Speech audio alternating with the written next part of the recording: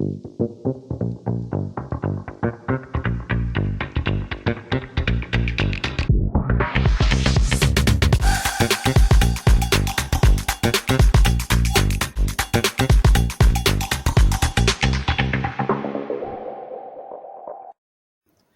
a todos y bienvenidos a Benedict Podcast, tu podcast semanal sobre inversiones. Estamos una semana más en el programa y como siempre está Martí Alonso. Buenas, Martí. Pues muy buenas, Albert, y muy buenas a toda la audiencia. Hoy tenemos con nosotros a Marc, que hacía tiempo que no traíamos a nadie de fuera y últimamente solamente traíamos contenido propio. Así que hoy vamos a traer un punto de vista totalmente distinto, así que creo que sin duda va a ser muy, muy interesante escucharlo. Así que sin más dilación, Marc, nosotros lo que solemos hacer es que se presente el propio entrevistado, más que nada porque lo va a hacer infinitamente mejor de lo que podríamos hacerlo nosotros, que a veces ya nos ha pasado que nos liamos, esas cosas. Así que sin más dilación, ¿cómo te presentarías a la audiencia? Bueno, yo soy Marc Guas, me conoceréis bastante por Twitter y bueno, básicamente simplemente soy un inversor. También a temas laborales he trabajado en banca y en aseguradoras y principalmente más bien en tema de asistencia y vender productos, básicamente asesoramiento financiero clásico de toda la vida, el típico que te asesora en plan, que te hace un perfil del... Básicamente te hago unas cuantas preguntas, te hago un perfil del inversor y te recomiendo productos de la misma banca, aunque yo no soy muy favorable a recomendar los productos de las mismas entidades, pero bueno, recomiendo carteras, básicamente. Y sé hacer carteras, invierto mucho a nivel personal, tanto mío como de patrimonio familiar que manejo. Y bueno, también en Twitter, quien me conozca, pues soy un poquito más político, ya que tengo un proyecto político por ahí, que está un poquito ahora parado, pero bueno. Y básicamente eso, soy bastante friki, así que en todos los ámbitos, tanto gamer, algunos deportes, economía, política, geopolítica, macroeconomía, bolsa y de todo. Y básicamente es eso.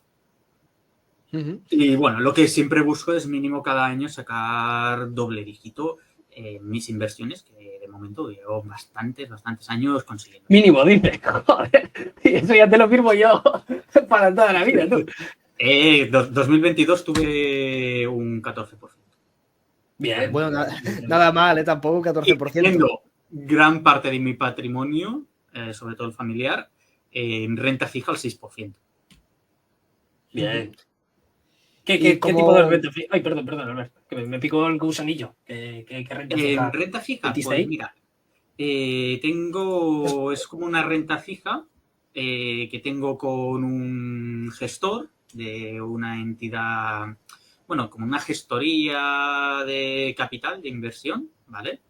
Que tiene un fondo y todo eso. Y como a nivel de patrimonio familiar, pues tengo por perfil de edad, de padres, abuelos y todo, tengo que ir más a un perfil en ese tipo de inversión del patrimonio familiar, tengo que tener un poco más hacia renta fija, más defensivo, no puedo jugármela tanto, ¿sabes? En plan, todo el Bitcoin y cosas así. Entonces, pues ahí lo que tengo básicamente es con ese gestor, yo le doy el dinero, él me garantiza el 6% de renta fija. Es como renta fija, pero como corporativa. Bueno, no sabría cómo explicarlo del todo, ¿vale? Básicamente él me da un 6%, entonces todo eso está firmado en documentos y se presenta. Es como si le dieras un crédito, ¿no? Sí, es como si le diera un préstamo, como si le comprara parte, ¿sabes? Entonces, claro, en Hacienda le consta que yo tengo como que le he dado un préstamo y todo eso, ¿vale? Al 6%. Y en cualquier momento me lo puede devolver en cualquier momento. Yo le digo en plan, hey, que necesito el dinero. Se firma y se envían los papeles a Hacienda y todo para que quede todo y en unas 10, 15 días laborables ya lo tengo en cuenta. O sea, que no es cotizado, nada de eso, ¿no? No es una renta fija que puedas comprar en un fondo monetario. Sí que tengo fondos monetarios, pero eso del efectivo directo, cuando, por ejemplo, cuando en Trading 212 y 212, sí, y en Renta 4 tengo unas órdenes para comprar un ETF o para comprar acciones, ese dinero que de mientras están las órdenes esperando a que entre, ese sí que me rinde a un 3,90, el FON cuenta más o menos anual, y en Trading 212 me rinde a un 4,20. ¿Lo pagan? Entonces las órdenes me pagan el efectivo de las órdenes. O sea, aunque esté la orden puesta, me parece como una reservado el barbaridad. dinero, pagan el efectivo. Me parece un coste muy, muy alto, o sea, para la empresa, para pagarlo, para tener ahí. No, porque ellos compran los bonos más caros. Ya, pero no sé qué es O sea, lo que estarán dando los brokers ni nada de eso, pero joder, me parece cuanto Bueno, menos depende, interesante. Martí. Si ahora con los tipos tal y como estaban, estarían pagando muchos un 4 y algo por ciento en euros y casi un 5, ¿no? En dólares. Me parece una En dólares, barbaridad. en Trading 212 me pagan un 5,20 o 5,15. Sí, Hostia. Es por ahí que, anda. claro, tú piensas que ellos compran, o sea, una entidad, lo explico para la gente, ¿vale? Para que todo el mundo lo entienda, para quien no esté metido. Una entidad, ellos, por ejemplo, compran un bono a un año, por ejemplo. O sea, ahora mismo, pues compran un bono de Europa, ¿vale? A un año al 4,5, por ejemplo, hasta hace una semana, ¿vale? Claro, ese bono lo tienen a un año un 4,5, pero ese bono ellos pueden remunerar las cuentas de la gente a un 4, darle a la gente un 4. Ellos ganan encima el 0,50, pero remuneran a la gente al 4 y así atraen capital que les sirve para el balance y todo ese tipo de cosas. De hecho, Martí ahora está pagando el bono americano a 3 meses, está una yield del 5,39%. Claro, pero estamos hablando del gobierno de Estados Unidos, ¿sabes? No estamos hablando de un broker. Claro, A eso pero me lo que refiero. hacen Pero con tu dinero el compran bono estos base, bonos. el bono base con el cual ellos dan los bancos. O sea, en Sí. España, por ejemplo, como hay tan poca educación financiera, lo que pasa es que los bancos comerciales, ellos compran un bono a un año al 4% y a ti te dan un 3%. Entonces ellos se ganan un diferencial mayor. Porque como el inversor, el ahorrador medio de España no entiende mucho, no tiene mucho nivel educativo, y entonces no se va a poner muy exigente, porque directamente no sabe ni lo que hay detrás. Al igual que, por ejemplo, ¿por qué en 2023, a principios de 2023 o 2022, daban negativo? Porque ¿cómo te van a dar una rentabilidad por tu cuenta superior si ellos el bono que tienen de a un año es inferior? O sea, si los tipos están subiendo y los tipos están al 3%, ellos te daban un 1%, porque es que el bono que ellos tenían era comprado un año a un 1,5%, hasta que no renovaran un nuevo bono no podían pagarte más, porque entonces estarían, si ellos te pagaban un 2, ellos estarían perdiendo un 0,50. Pero claro, ahora que ya están altos y ya han comprado a un año, pues eso. O sea, ahora que ya... estaba escribiendo el grupo. Ahora que a un año ya han pagado el bono, o sea, ya ha vencido el bono y ya tienen un nuevo bono, pueden directamente remunerar las cuentas más. Solo que lo que hacen es que se aprovechan de la falta de cultura financiera de España y eso. Igualmente, yo como consejo, antes de meterlo en un depósito, meterlo en un fondo monetario o un renta fija 6 meses, cosas así. Sí, yo Más que opino como nada, tú, ¿eh?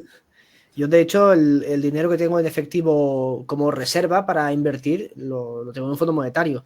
Las cuentas bancarias, yo creo que solo se ha de tener lo necesario para el día a día y un poquito sí. de emergencia. Por eso es que la cuestión es que, claro, es que un fondo monetario, voy a explicarlo, ¿vale? Porque a veces hay como bastante discusión. También en mi grupo de Telegram el otro día hubo un poquito de discusión por el tema este. Y es que, claro, la mayoría de la gente no entiende que un depósito está dentro del balance de una entidad financiera, dentro de un banco. En cambio, un fondo monetario no está dentro del balance. Entonces, en tema de seguridad, en caso de quiebra, el Fondo Monetario está cubierto. Es más seguro, digamos. En cambio, el depósito de cuentas no. Un depósito en una cuenta bancaria no estás cubierto. Y esos son temas que la gente debería de, creo que al menos en España no hay mucha gente que lo domine hoy en día. Por ejemplo, cuando quebraron los bancos, los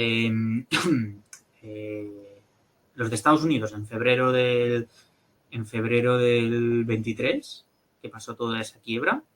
Claro, lo que pasa ahí es que esos bancos, el balance, lo que tenían en depósitos, ¿cómo decirlo? Eso forma parte del balance. Entonces, claro, tuvo que venir la FED, y suerte que eran bancos pequeñitos, tuvo que venir la FED a meter dinero para sanear esos balances para que pudiera la gente pagar, porque como había muchas empresas, sobre todo con dinero ahí, tenían que pagar las nóminas. Y básicamente eso es lo que pasó. Petaron por liquidez, porque ahí sí que hay dos tipos de depósitos, entre muchos otros parámetros de selección, en los que son insurite y los que no. Los que son aquí en España creo que son de menos de 100.000. Si tú tienes más de 100.000, pues no te lo aseguran en caso de que pete el banco. Ahí lo que pasó pero en Silicon si Valley... tienes menos tampoco te lo pueden asegurar, ¿eh? Sí. Es pura mentira. Estos están asegurados. Todo eso de... No, o sea, todo eso de los 200.000 es una estafa. O sea, no lo pueden asegurar. ¿Por qué? Porque básicamente no tienen el dinero para pagarlo en caso de que ocurriera. Bueno, ya, solo pueden en caso de que sea un banco muy pequeñito y que sea un tema puntual. Si ocurre otra vez lo del 2008 o 2020 o un poco peor, no pueden. Sí que pueden, bueno, es que nada, porque si no se va toda la mierda. O sea, por eso... Para que pasase eso, para que los depósitos que tú tienes puestos, menos de 100.000, no te los asegurasen, es que ya todo se ha ido a la mierda y tener los depósitos esos... Es que tienen menos del 1%. De No, el capital que tienen es de en torno al 1, 2, 3%. ¿El capital que tienen quién? De todos los depósitos que hay en España, ¿quién? por ejemplo. ¿Qué te refieres O sea, el fondo asegurador ese que te asegura hasta 100.000 euros, tan solo tiene, en caso de rescate, en torno al 1, 3%. Eso no estoy seguro. Pero... O sea, realmente no tienen dinero para hacerlo en caso de que suceda, pero lo dijeron para que la gente no sacara el dinero del banco y no hubiera un corralito. Bueno, entonces ahí fue lo esa que pasó. mentira. Volviendo al tema de 2023, que estos petaron por liquidez, no porque no pudieran pagar. Bueno, es básicamente porque tenían un montón de activos en pérdidas no realizables. Y aún siguen, ¿eh? Se van pasando de manos a manos esa mierda. Claro. Pero, mira, ahí ves, es algo que podría ser un debate interesante, porque yo creo que hay, al menos yo, por ejemplo, estoy encontrando bastante valor en los bancos, por miedos como esto, que tú ves las unrealized losses en las securities y dices, oh Dios, haces 4 cálculos y diciendo, joder, el banco no tiene capital. Pero eso yo creo que es autoengañarse, porque muy bien, si bien tienes que hacer esto, siempre y cuando la empresa no tenga problemas de liquidez, ojo, y que por lo tanto no se ve obligado a vender de manera forzada, también habría que hacer las unrealized gains en sus pasivos, en los costes de los depósitos. Así que realmente se queda bastante más compensados. Y si tú haces los cálculos, se compensa con creces. Con lo cual, yo creo que ahí hay mucho miedo infundado. Y bueno, me acuerdo, os acordaréis todos, cuando Banco de América iba a petar porque las realized losses eran muy elevadas y todas esas cosas. Yo ahí no estoy nada de acuerdo en que sea un problema. Pero si te parece, Marc, recapitulemos un poquito y empecemos hablando.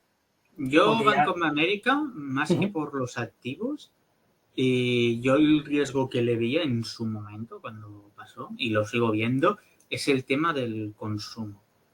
O sea, que los ingresos por consumo no sean sostenibles en caso de que haya una recesión.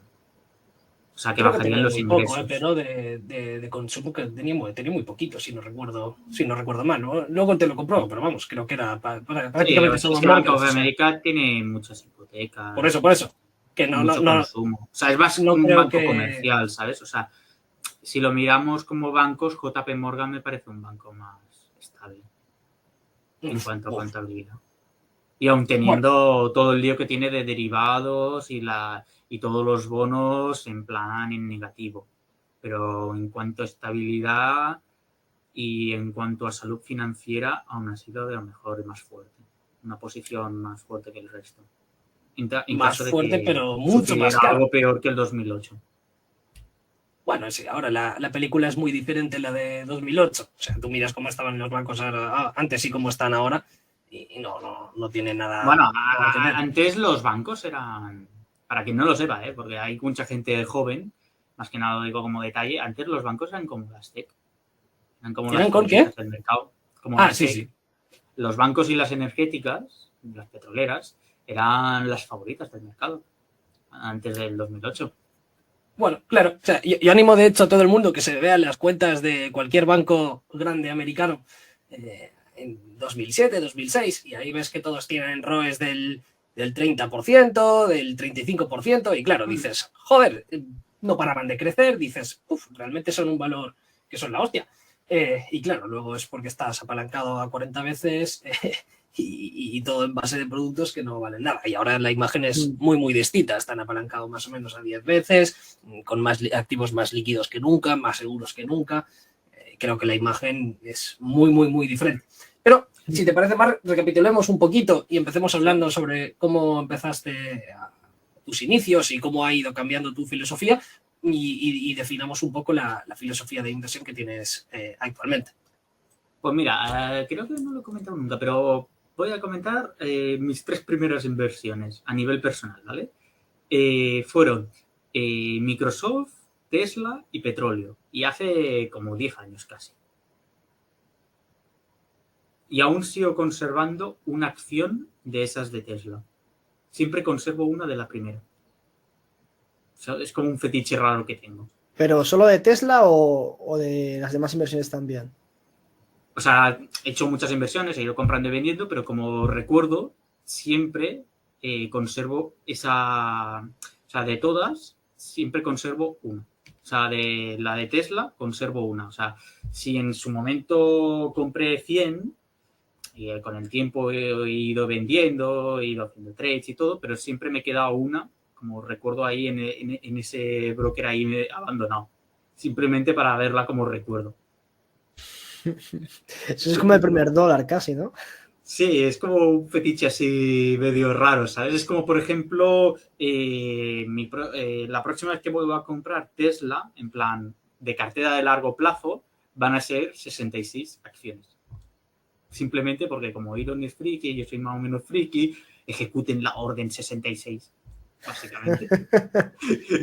y básicamente quería comprar unas 60 acciones cuando estuviera entre 70 y 90 dólares y dije... soy friki. 66, venga.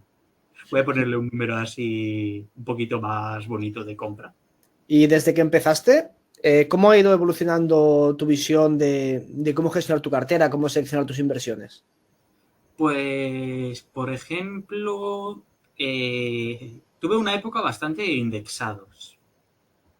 Actualmente ya no tanto. O sea, de indexados no tanto. También he tenido mucha tech. Actualmente la tech no ronda ni el 15% del patrimonio. Porque es que la veo muy cara, básicamente. En los últimos años la veo muy cara y no me compensa. Actualmente, por ejemplo, los últimos años me he ido bastante hacia India. De hecho, hace como... creo que fue el 24 de mayo, 22 de mayo, por ahí, cuando vieron las elecciones y cayó la bolsa de India un 6%, ese mismo día amplié $5.500 en India, por ejemplo. ¿A través de qué vehículo compras India? Pues en India lo hago, digamos, en un 70, o sea, 3/4 partes se va al fondo Jupiter Indian y la otra cuarta parte, más o menos la otra cuarta parte, se va al Robeco Indian, que es otro fondo. Más o menos te dan a 5 años anualizado un 16, 17%, a 10 años te suelen dar un 13, 12, 14%, y por ejemplo, el último año el Jupiter Indian lleva casi un 60% por ahí, los últimos Madre 6 mía. meses me lleva como un 30%. Madre Sí, mía. sí, lo estoy Y la mirando. ampliación esta última que he hecho, la última ampliación esta que he hecho hace como 2 semanas ya me lleva un 6% o 7%. Madre mía. India no la ves muy cara. Bueno, que también es cierto, que tú miras todos los datos y a lo mejor algún experto me va a decir, no, te equivocas por eso, pero a mí me da la sensación que lo están haciendo muy bien todo. Pero vamos, yo creo que el Bueno, precio de las también depende. acciones O ya sea, es por muy ejemplo, exigente en por ejemplo, general. estos dos fondos, el Robeco India y el Jupiter India, superan con creces el índice. O sea, lo hacen mucho mejor que la media del mercado. Y simplemente, como no estoy muy metido en el mercado indio, pues simplemente prefiero hacerlo desde atrás de estos fondos y me da igual si tengo Totalmente. que pagar un 1% más de comisión que el resto de fondos, que ahora mismo no me acuerdo de la comisión, pero si un fondo, por ejemplo, a mí me da más de un 12% anual, sin ser un indexado, en plan de inversión activa, que el gestor está ahí, a mí no me importa en lugar de un 1,20 de comisión pagarle un 1,50 o un 2%, si me consigues más de un 12% anual, ¿sabes? O sea, a mí no me Y importa pagar más, por calidad la gestión, ¿sabes? y Eso más es lo que quiero en decir. geografías que son tan diferentes como las de aquí, porque claro, Sí, por invertir ejemplo, en India, que tú no tienes ni idea porque no conoces cómo es el sitio, no conoces lo que funciona y lo que no, pues es otra cosa muy distinta. En cambio, que si estás ahí y lo conoces y eres experto en el tema, pues ahí sí que puedes ver más cosas que los demás, en mi opinión. Con lo cual, por pagar por eso ejemplo, tiene sentido. una inversión que también he hecho en mes de mayo, que llevaba 2 meses siguiéndola, que es el fondo Magnamena, que metí $5.000. Ese fondo es uno de la zona de Arabia Saudí y África, principalmente el 80-90% es Arabia Saudí, ¿vale?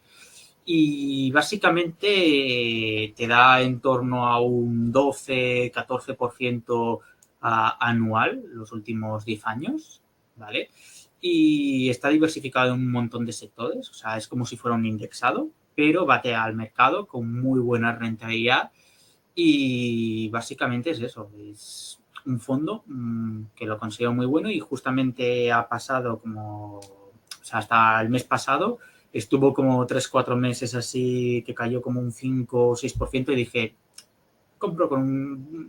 voy a comprar con un descuento de un 5 o 6% y actualmente ya le llevo como un 2 o 3% y no hace ni un mes que lo compré ese. Es un fondo que está bastante bien, para quien no lo sepa. Estos dos, el Jupiter India y el Jupiter India y el Magnamena son fondos que están bastante bien para quien quiera emergentes. Eso sí, creo que el mínimo que te piden para invertir creo que son 2.500 o 5.000.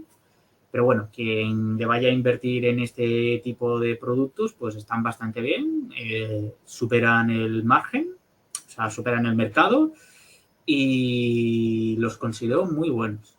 Quien quiera invertir en emergentes. Además, la tesis es básicamente que, por ejemplo, en Arabia Saudí o la India, prácticamente está casi todo por hacer. O sea, carreteras, infraestructura, agua, telecomunicaciones, internet y de todo. Sí que, por ejemplo, no tienen tanto la voluntad rollo China de todos a una, nos ultramatamos a trabajar y de todo, no es tanto la voluntad, pero simplemente por volumen de población de nacimientos, por volumen de capital que entra y porque prácticamente está casi todo por hacer y hay muy buenas perspectivas en esas regiones, pues básicamente esa es la tesis de inversión. O sea, simplemente son zonas en crecimiento que quiero estar. Al igual que quiero estar en Indonesia, pero actualmente aún no termina de despegar y tampoco he encontrado muchos activos que estén muy metidos ahí.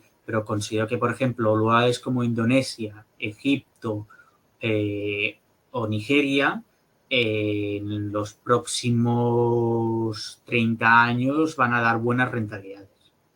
Pero claro, a lo mejor hasta dentro de 5 o 10 años no es interesante entrar, porque a lo mejor aún les va a costar un poco despegar. Sí, al ¿Nigeria final por estos qué? países, Perdón, Albert, di. sí, que al final estos países son países que están entrando, sobre todo la India, en una parte donde ya el PIB por cápita sube lo suficiente para que el consumo se dispare y encima tienen, como ha comentado Marc, todo por hacer. Y Nigeria tiene una natalidad que va a ser de los países más poblados del mundo en los próximos años. Al igual que Argentina, también lo veo muy buena inversión, aunque estoy esperando que termine de aclararse un poquito el tema de la divisa y que tampoco no hay muchos activos aquí desde Europa para invertir directamente en Argentina y aún no sabes del todo quién va a ser el más ganador y todo. Pero sí que a la que hagan algún fondo como el Jupiter India o alguno de estos dedicado a Argentina y que va tal índice y que vea que tiene buenas empresas y que la cosa empieza a ir bien y sobre todo el tema de la divisa y esté más estabilizado y ya se cambia a dólares, de cabeza. El ETF Milei tienen que publicar. Hostia, eso estaría guay. ¿Conocéis el ETF de Nancy Pelosi? Bueno, que Sí. prácticamente ningún broker se puede pillar, pero es interesante para seguirlo, que le vaya la marcha de la TEC. Es en plan, lo No es copias y de. prácticamente es win-win. Creo que no solamente es de Nancy Pelosi, ¿no? Sino creo que es de todos los demócratas, Sí, pero congresistas, o también, alguna cosa así. sí, pero también hay una web, ahora mismo no me acuerdo del link ni el nombre de la web, pero lo tengo ahí guardado Unusual en Wealth, favoritos, creo que que la se llamaba. sigo, que pones el nombre del político y te sale su cartera. Nancy Hostia, qué Pelosi creo que bueno, el ¿no? año pasado tuvo un 58% de rentabilidad. ¿Sabes? Hostia. ¿Cómo se llama la web esta?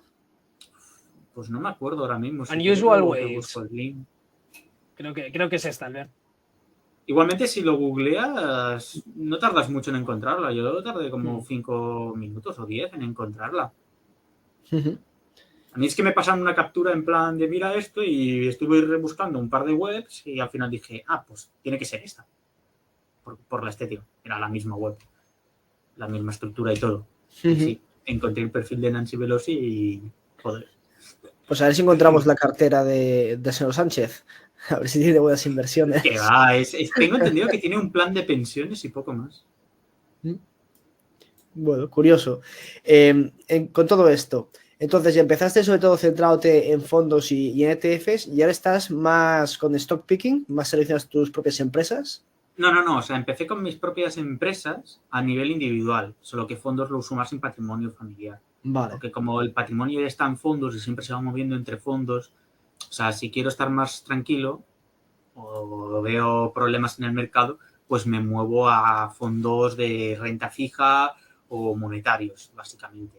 Entonces siempre voy rondando entre fondos y si en algún momento tengo que sacar algo, alguna compra, saco lo puntual o para vivir, ¿sabes? Claro, llevo años y años sin sacar prácticamente nada.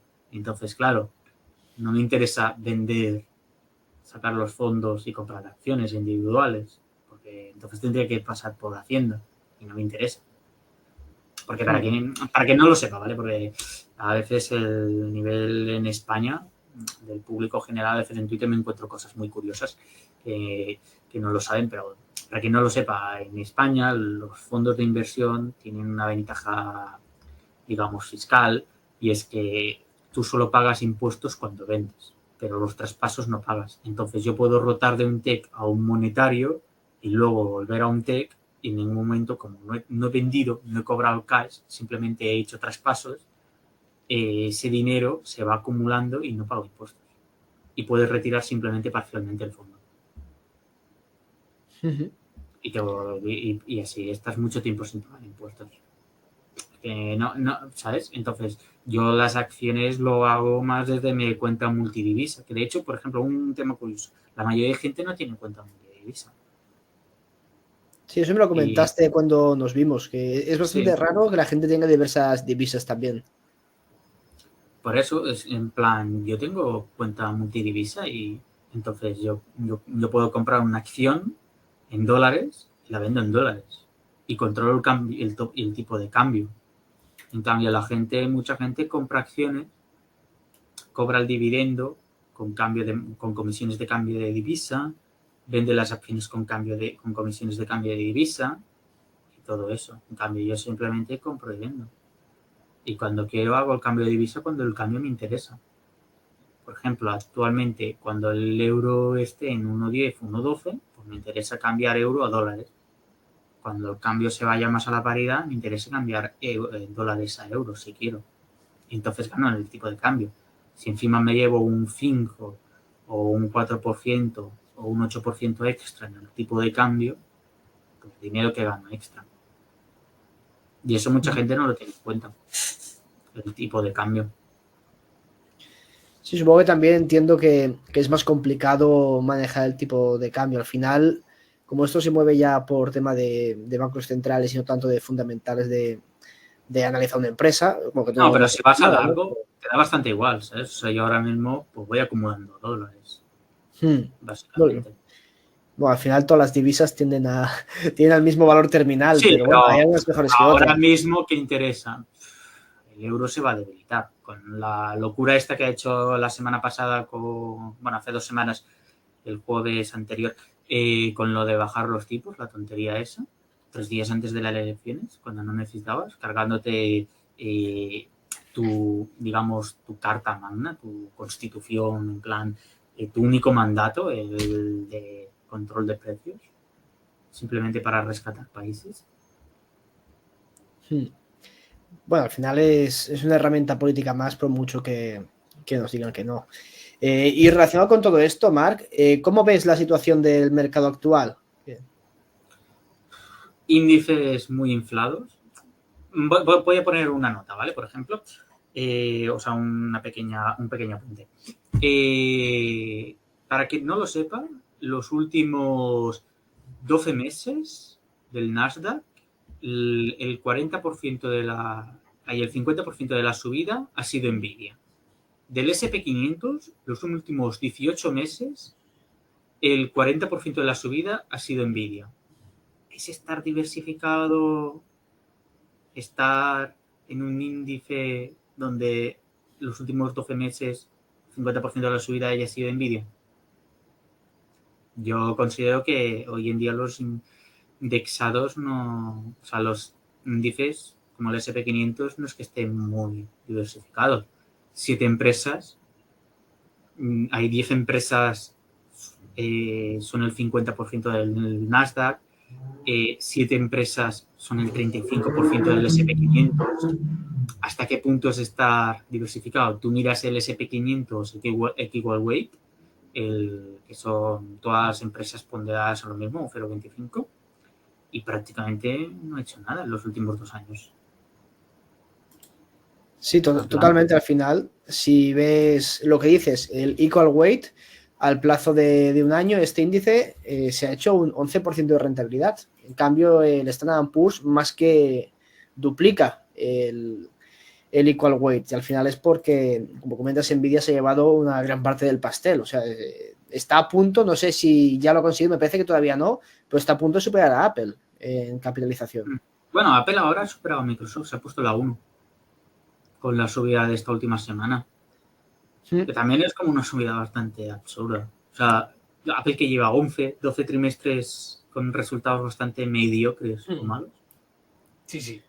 O sea, sus además, ventas de ordenadores, tablets van bajando, la de los móviles se van debilitando. El próximo earnings se va a ver aún más debilitamiento de los móviles porque tuvo que hacer en abril una rebaja brutal, sobre todo en China. Tuvo que hacer una rebaja brutal vendiendo prácticamente sin coste de beneficio para intentar levantar las ventas en China.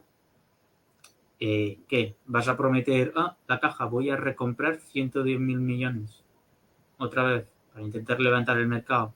¿Vas a salir con una nueva aplicación de IA? ¿Qué te diga? Yo, por ejemplo, por eso estoy bastante en el tema del uranio, o, por ejemplo, compré hace un par de meses NEE, porque considero que tema energético, claro, es que la IA que consume como 7, 8 veces más electricidad que los ordenadores normales. Claro, todo ese consumo eléctrico, todo el tema verde y todo eso es una pura estafa. Todas las SSGs, toda esa mierda, son estafa, es una estafa. Es un cuento chino que se han inventado. Y mucho mercado le ha hecho Philip caso. Morris tiene mejor puntuación SG que Tesla. Una cosa así, o sea.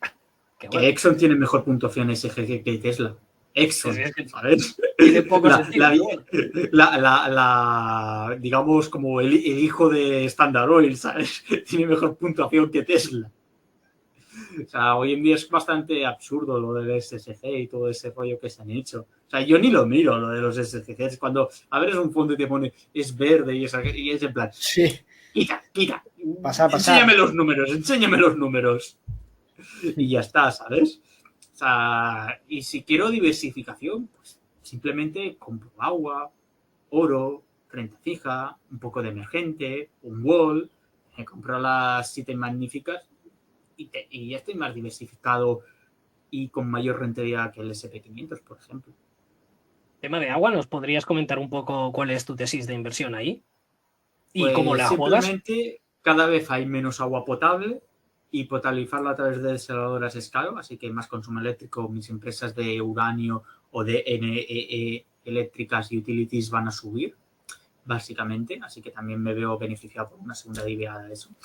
Pero básicamente es cada vez hay más población de África e India que van a acceder bueno, que van a acceder a más recursos como sanidad, agua y de todo. Cada vez hay menos agua potable. Las grandes ciudades y los países tienen un problema grave de infraestructura en el agua. O sea, muchas están construidas donde no hay suficiente suministro de agua y las mismas infraestructuras desperdician un montón de agua. Por ejemplo, los que somos de por aquí, Cataluña. Yo soy de la periferia de Barcelona, pero por ejemplo en Barcelona en torno al 28-29% del agua se pierde por fugas en las cañerías y en todo el sistema de transporte de agua. ya, Entonces, pues pues claro, bastante. por eso la tesis es simplemente esa. Hay poca oferta, la demanda va aumentando, las empresas de suministros de agua van a verse beneficiadas. En general, lo considero un activo defensivo, es como salud. Lo considero un activo defensivo y encima me da en torno al 8-10% anual. ¿A través de Yo qué estoy vehículo en la estás jugando? Las lo típicas tengo en utilities, el ¿no? fondo KBI Water. Fondo KBI Water. K de kilo, de Barcelona y de Italia Water. Y os saldrá. ¿Y no has Es visto un las fondo típicas pequeño. utilities de agua y esas cosas?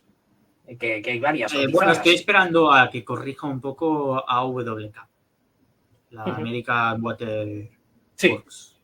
eso, ya no me acordaba Eh, el nombre. no sé, tiene un nombre raro. Yo es que a veces al final es como Spanglish, ¿sabes? Básicamente. Pero bueno, es una inversión que considero que todo el mundo, si quiere un poquito de defensivo y estar un poquito en el tema del agua y todo eso, considero que a la larga tener en torno a un 2-4% en el sector del agua es una buena inversión. Igual que dependiendo del periodo, del momento del ciclo de mercado, tener entre el 5, 10, 15% en oro, considero que es una buena inversión. Por ejemplo, entrando en el tema del oro, yo considero, mi tesis es que el oro mínimo, los próximos 10 años, va a subir un 12% anual. Simplemente porque cada vez hay más deuda, la inflación, el dinero va a bajar más, pues va a subir un 12%. Tengo calculado un 12%, porque estimo que para el 2035 el oro, la onza de oro, va a estar entre los 5.500 y los 7.500 dólares. Yo lo considero una inversión defensiva. Dependiendo del ciclo, por ejemplo, si de repente empiezan a hacer QEs masivos, pues reduces un poquito el oro y te vas más a tech. Pero en un ciclo actual o en un momento justo de recesión, pues tener oro te beneficia. Y lo considero un activo defensivo. Al igual que uranio, pues ahora claro, estamos hablando en España, claro, España o Alemania o Bélgica son casos excepcionales en los que se han pegado un tiro en el pie y quieren cerrar las nucleares o no quieren abrir nuevas nucleares, pero el resto del mundo está abriendo nuevas nucleares. En China para 2034, creo que era, o 2037 pretenden abrir 150 reactores nucleares nuevos. Se está electrificando. Básicamente lo considero una buena inversión. Y ¿desde qué productos lo uso? Pues actualmente estoy vigilando una acción individual a ver si cae un poquito y la compro, pero principalmente lo que tengo es en torno a un 2,2 creo por ciento del patrimonio lo tengo en dos ETFs, el Urnum y el URA, básicamente. Sí, los dos ETFs principales de... Y lo tengo desde septiembre u octubre del 2021 y me llevan casi 300, la primera compra que hice, porque he ido empleando, pero la primera compra que hice me lleva como un 300%. Sí, la verdad que es que han volado y además el sector de uranio es un sector que sabes que está en un crecimiento estructural Sí, sí, sí. a largo plazo y además da oportunidades de entrada cada X años. De hecho, desde 2019 que comenzó el bull market en el sector, 2020, 2020, hasta ahora ha habido dos oportunidades muy claras de tomar una posición para quien lo haya omitido.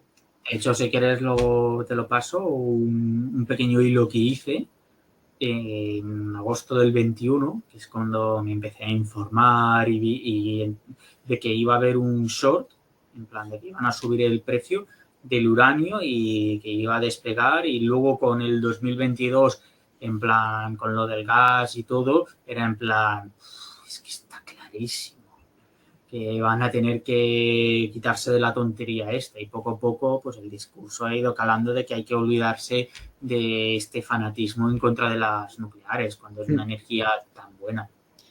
El momento en el que caiga Alemania, yo creo que España también al final va a tener que seguir un poco, que son los más tozudos un poco los alemanes con el Partido Verde, pero es inevitable, yo creo que al final que Pero es que acabarán España es que es el 26% de la electricidad Hmm. y tan solo son 5.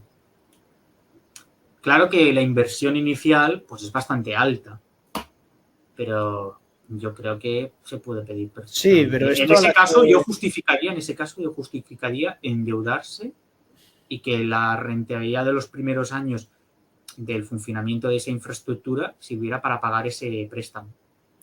O sea, yo en Esto ese es caso para que considero tengamos que los sería SMR más. aceptable endeudarse, ¿sabes?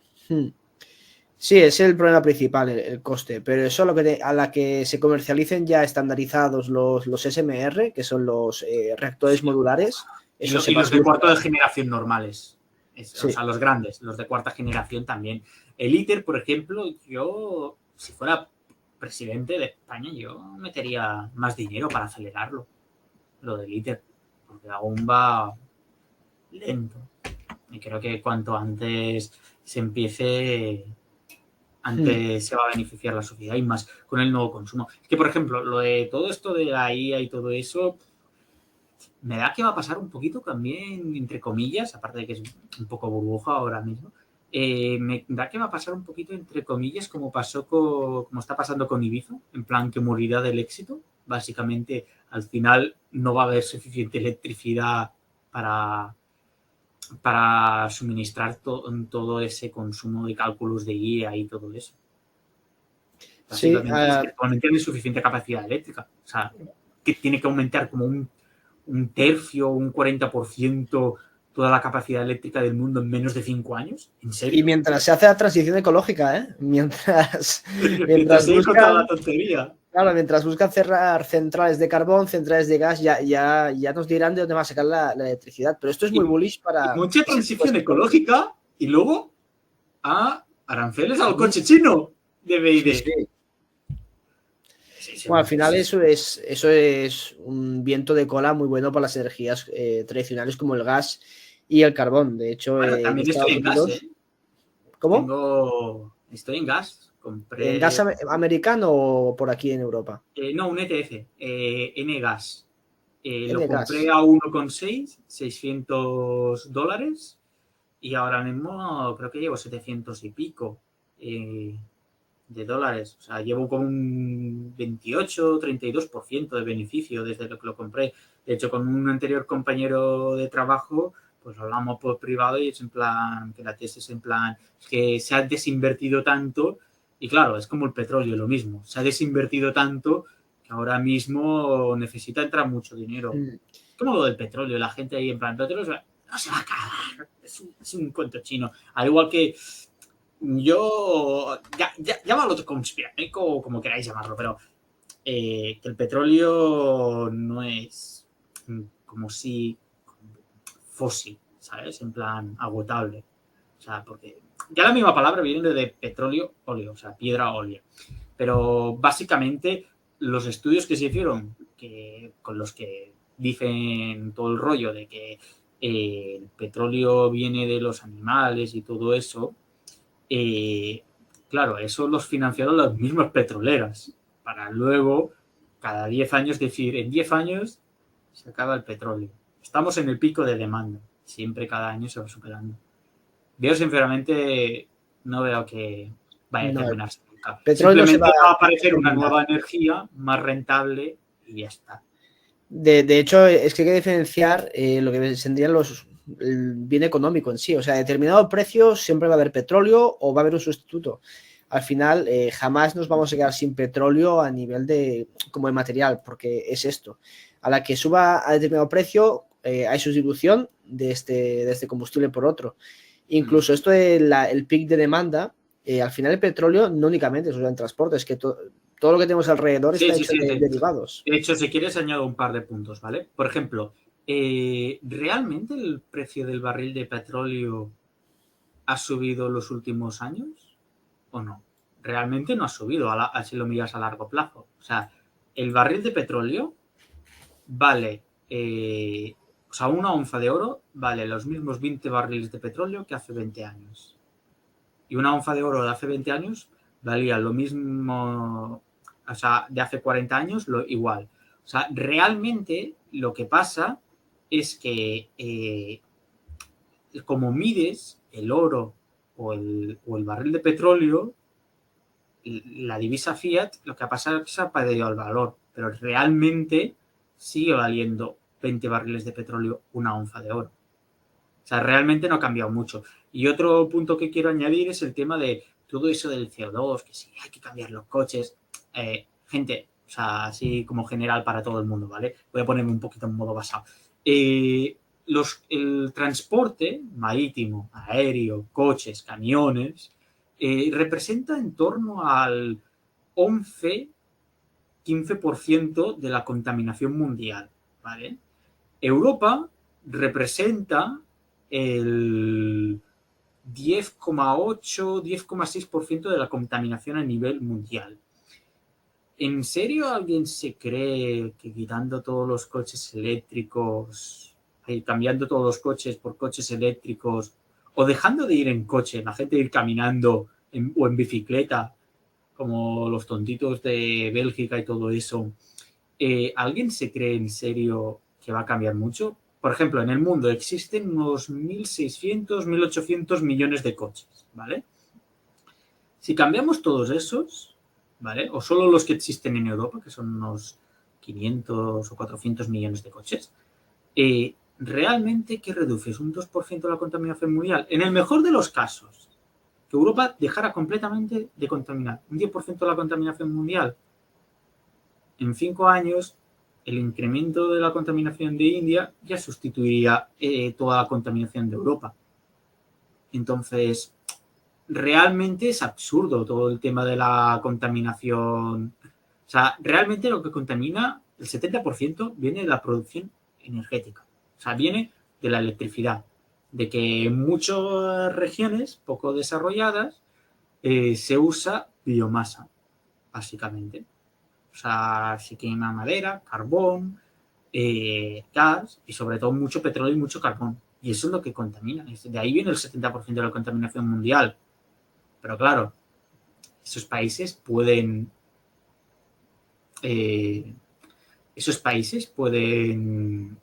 la contaminación básicamente, claro, es que no tienen mucha alternativa, es simplemente un tema de coste. A la que vayan desarrollándose irán a energías más sostenibles. Como Occidente, como sociedad avanzada, el primer mundo, como mucho lo que puede hacer es ayudar a financiar o abatar el coste para que esas naciones y regiones antes entren en esas energías. Pero claro, tiene que ser de una manera mejor implementada y con una visión, en plan, no vamos a meter una placa solar en medio del Ártico, ¿sabes? O sea, ese es el problema. Bueno, que en el Ártico aún funcionaría, ¿eh? Porque el Ártico hay pocas nubes en el Sí, Ártico. al final lo que soluciona este asunto es el progreso económico, que es lo que tiende a Sí. este tipo de energías más avanzadas. Y ya relacionado con todo esto que estamos hablando, Marc, te queríamos preguntar también, el mercado actual, ¿cómo crees que se va a comportar? ¿En qué parte del ciclo crees que estamos de inversión? Estamos a final de un ciclo.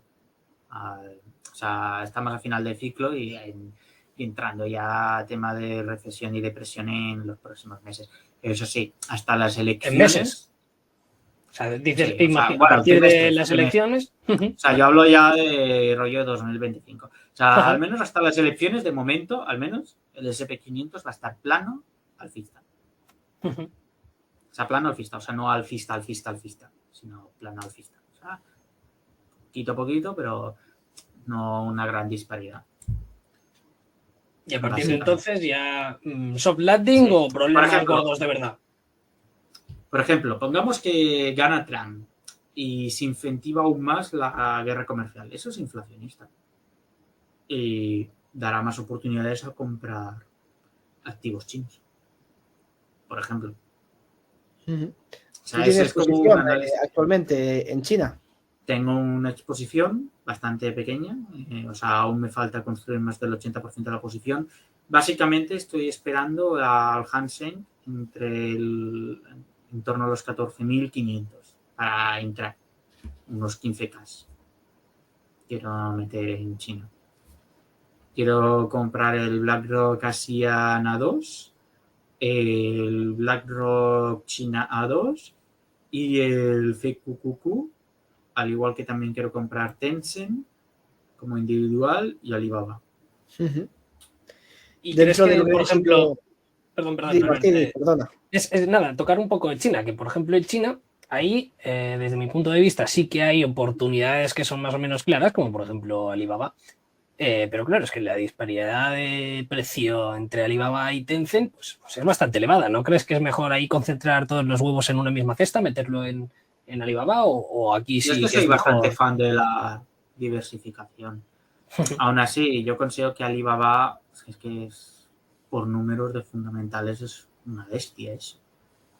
O sea, un negocio en crecimiento, prácticamente tiene más caja que lo que vale en bolsa, un PER bajo. O sea, simplemente es como que la gente no quiere China ahora mismo y ya está, pero a la que cambie el discurso se acabó. Ya la gente va a entrar a masa. Para quien haga, por ejemplo, DCA, pues Alibaba, cuando toque por debajo de los 70, 60-70, es buena compra. Yo me esperaré un poquito más, a los 50, para entrar fuerte. Pero quien haga DCA le puede interesar. Al igual que, por ejemplo, el DCA, por ejemplo, una crítica que quiero hacer a mucha gente es que el DCA lo hace mal. O sea, yo considero que el DCA es una buena estrategia, pero hay que aprovechar cuando hay descuentos. En plan, por ejemplo, DCA en Bitcoin. Hay mucha gente que directamente, pues a lo mejor mete 100 euros al mes en Bitcoin, ¿vale? Pero si en 30 días, o sea, yo considero que si en menos de un mes Bitcoin te ha caído más de un 20%, dobla posición. Ese mes mete 200 o hace una extra, aparte de los 100, hace una extra de 200. Yo considero que eso es un DCA más inteligente que el que se está haciendo actualmente o que se vende bastante en la comunidad de Twitter actualmente. Que es un DCA en plan de lo loco, en plan, pues meto otros 100 ahora, ¿sabes? Por ejemplo, tema de DCA. Los primeros días del mes no es muy recomendable hacer DCA, porque todo el mundo hace DCA y entra, y entonces, como hay tanto volumen de entrada, compras más caro. Yo por ello, por ejemplo, las órdenes de fondos periódicos las suelo poner a partir de la segunda quincena del mes. Es como una manera que hago yo. A nivel de timing de mercado es algo que te sueles fijar cuando entras en la acción, ¿no? Entiendo. Yo lo que hago bastante en mi análisis es fundamental, que es lo que me dice cuánto vale la... O sea, el problema es que mucha gente se centra solo en fundamental o técnico. Yo prefiero combinar los dos, que es básicamente que el fundamental te dice lo que vale la empresa, básicamente. Básicamente si los números están cuadrados, que la empresa gane dinero y qué productos tiene, qué ventajas competitivas tiene la empresa y todo, y que los números estén bien, que no esté muy disparada de deuda, que el dividendo no suponga un esfuerzo enorme para la empresa, que la empresa tenga flujo de caja neta, que eso es una cosa que miro bastante, que los PERS sean interesantes. Básicamente, el fundamental te dice qué comprar y cuánto vale, o sea, si es de calidad y cuánto vale realmente, y el técnico lo que te dice es cuándo comprar. Si el técnico me dice que por técnico me puedo ahorrar un 10% de aquí a 2 meses por tendencia, pues pongo la orden simplemente y ya está, y ya entrará cuando tenga que entrar. Y si me ahorro un 10%, pues mejor. Un margen de seguridad de un 10% extra. Básicamente es eso.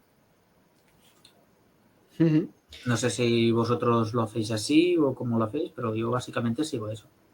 No, nosotros vemos, a partir de este punto tenemos la rentabilidad que a nosotros nos gusta tener. Si la respuesta es sí, entramos. O también si tenemos algún catalizador a corto plazo en que sepamos que, bueno, más o menos se puede mover en cierto rango, pero por lo demás no hacemos técnico. Últimamente te pusiste muy analista técnico con Howard Hughes, Martín. No, vale, sí, pero ahí, o sea, se parece que es como análisis técnico, pero realmente no lo es, porque nosotros tenemos el NAP al que creemos que vale, a partir de ahí tenemos nuestros descuentos targets y además, pues si vemos el histórico, vemos que a partir de ciertos niveles, pues pasan cosas, pues porque el management hace algún anuncio o alguna cosa así, pero no es porque, mira, esto es un hombro, cabeza, hombro. Y no tiene por qué ser así. Y ya para ir despidiendo un poco el programa, Marc, ya para remarcar finalmente, nos gustaría preguntarte que con la situación actual y esto que hemos comentado, ¿dónde estás encontrando más oportunidades y en qué te estás centrando? Pues ahora mismo estoy saliéndome de Europa, o sea, sinceramente lo veo una zona decadente, sobre todo después de la decisión de los tipos del BCE. Entonces, evitar España, excepto por Vidral un poquito y sobre todo Inditex, que son las de calidad, cotizadas. Evitar España, evitar Brasil, sinceramente no quiero apoyar al socialismo. Evitar en general toda la zona europea, centrarme ahora en mirar Argentina, China estoy esperando a que corrija un poco para entrar, seguir haciendo DFA de 400 euros al mes en el Jupiter India y 200 euros trimestrales en el Robeco India. A lo mejor si cobro algún bonus o algo así importante, ampliar el Magna Mena, mantener el KBI y actualmente tengo una inversión trimestral de 400 euros en el KBI. ¿Vale? Estoy esperando a que corrija en torno a los 2.200 el oro para ampliar entre varias cuentas, en torno a unos 7K en el oro.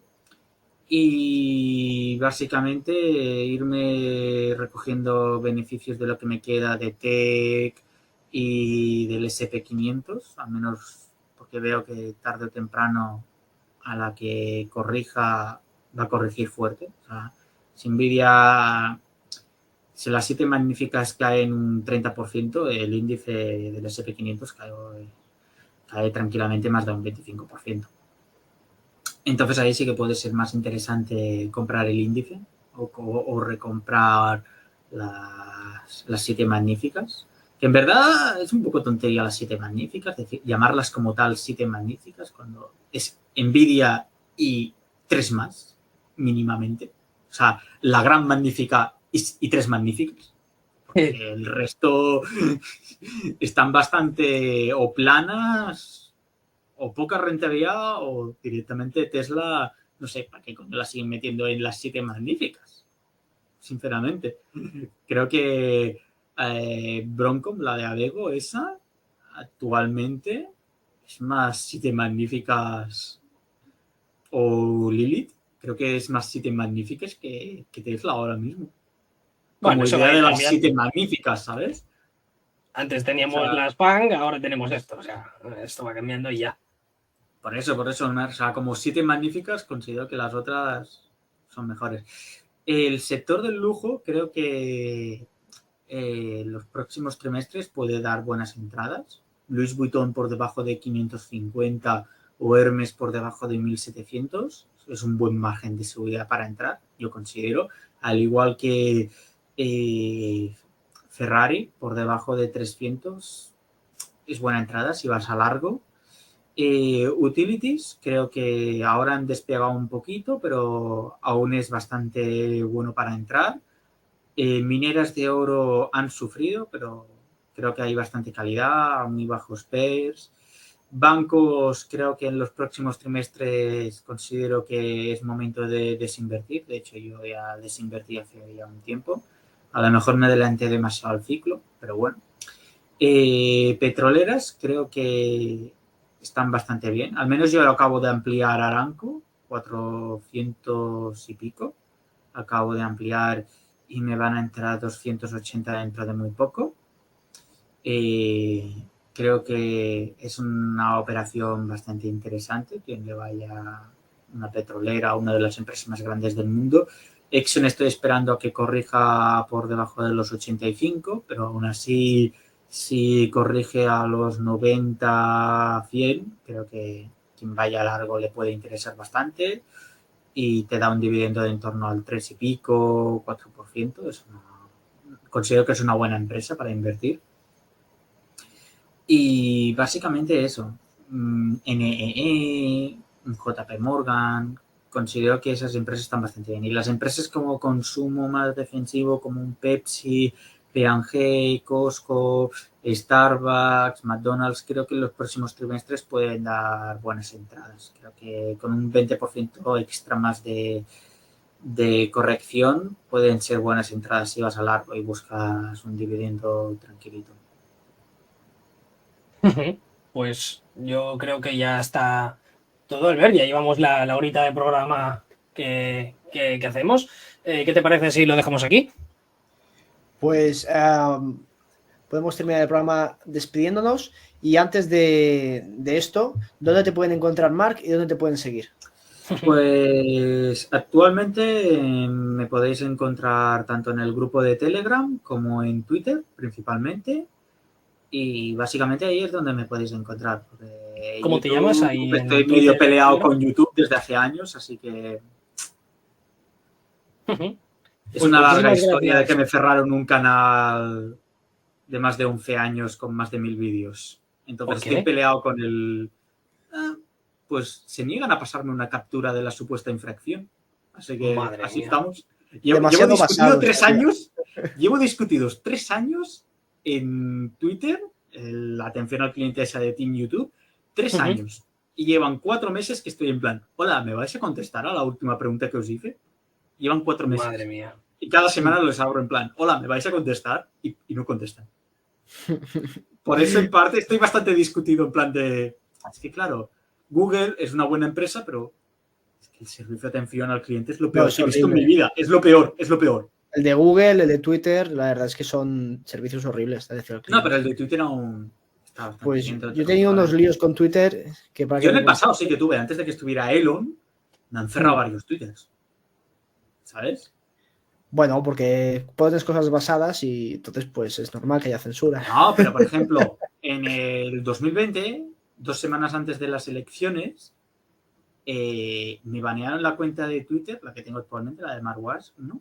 Me banearon la cuenta durante 12 horas y me obligaron a borrar el vídeo del hijo de Joe Biden. Porque Hostia. publiqué un vídeo ahí el tío con drogas, armas, con una prostituta, bueno, con una, no es prostituta en sí, pero con una chica china que pertenecía al gobierno chino, se la estaba follando, fotos de todo tipo completamente desnudo, arrastrando a una tía por un pasillo para volverla a meter a la habitación del hotel. Me banearon y me dijeron en plan 12 horas la cuenta suspendida y obligatorio borrar este vídeo. ¿Cómo se llama tu Twitter para que te puedan seguir? MarkWask1. Pues ya sabéis, podéis hacerle follow en Twitter y ya no cuelga ese tipo de contenido, me parece, ¿no?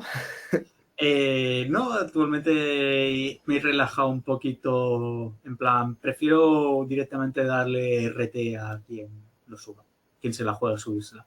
Yo actualmente es que le dedico mucho trabajo a esa cuenta y prefiero que no me la banen, básicamente.